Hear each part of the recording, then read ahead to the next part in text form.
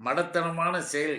இது வர முடியாது, போ முடியாது. இந்த கதையெல்லாம் வேணாம். மக்கள் அன்றைக்கு தீர்ப்பளிக்கின்ற பொழுது, மக்கள் மன்றத்தில எடுத்து வைக்கின்றவைகளில் பிரச்சாரத்தை எடுத்து வைக்கின்ற பொழுது, இவர்கள் சில நேரங்கள்ல மக்களை ஏமாற்றுவதற்கு மக்களிடம் பொய்யை கூறி இவர்கள் வாக்கு வாங்கியிருக்கலாம். பணத்த கொட்டி வாக்கு வாங்கியிருக்கலாம்.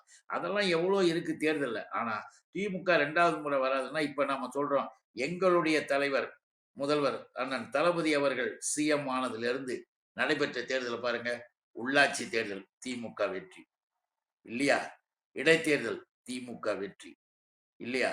நாடாளுமன்ற தேர்தல் திமுக வெற்றி. தொடர்ந்து அதற்கு பிறகு வந்த அனைத்து தேர்தல்களிலும் திராவிட முன்னேற்றக் கழகம் வெற்றி. ஒரு இடத்துல கூட, ஒரு நேரத்துல கூட உதயகுமார் கட்சிக்கு வேலையும் கிடையாது, ஒண்ணும் கிடையாது. அப்ப நாம சொல்றோம், தொடர்ந்து வருகின்ற இந்த வெற்றி மேலும் தொடர்ந்து போகுமே தவிர, நீ நினைக்கிறா மாரி 2வது வர முடியாது. 3வது வர முடியாது. இதெல்லாம் என்ன பேச்சு?